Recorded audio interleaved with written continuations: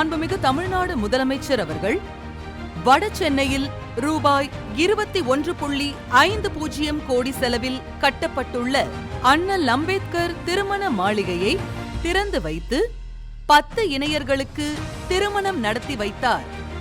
இந்திய சர்வதேச கல்வி மாநாடு 2026 சென்னை கலைவாணர் அரங்கில் நடைபெற்றது.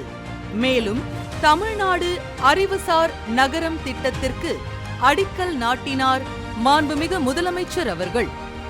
மாண்புமிகு தமிழ்நாடு துணை முதலமைச்சர் திரு உதயநிதி ஸ்டாலின் அவர்கள் சென்னை அசோக் நகர் அரசு மகளிர் மேல்நிலைப் பள்ளியில் கூடுதல் வகுப்பறை கட்டிடத்தை திறந்து வைத்தார்.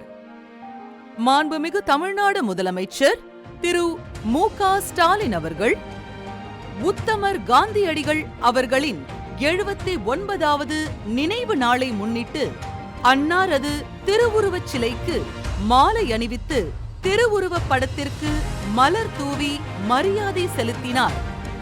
மாண்புமிகு முதலமைச்சர் அவர்கள் சிவகங்கை மாவட்டத்திற்கு வருகை புரிந்து உத்தமர் காந்தியடிகள் தோழர் ஜீவா அவர்களின் திருவுருவச் சிலையுடன் கூடிய நினைவு அரங்கத்தை திறந்து வைத்தார். மேலும் வேளாண்மை கல்லூரி மற்றும் ஆராய்ச்சி நிலையத்தை திறந்து வைத்தும் அரசு சட்டக் கல்லூரியை திறந்து வைத்து ரூபாய் 2872 கோடியில் அரசு நலத்திட்ட உதவிகளை வழங்கினார். தமிழ்நாடு உலகளாவிய சுற்றுலா உச்சி மாநாடு 2026 2 நாட்கள் மாமல்லபுரத்தில் நடைபெற்றது. மாநாட்டினை தொடங்கி வைத்து சிறப்புரையாற்றினார் மாண்புமிகு முதலமைச்சர் அவர்கள்.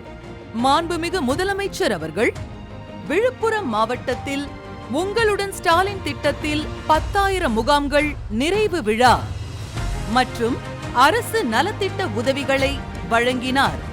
மேலும் என் கனவு என் எதிர்காலம் என்ற இணையதளத்தை தொடங்கி வைத்தார்.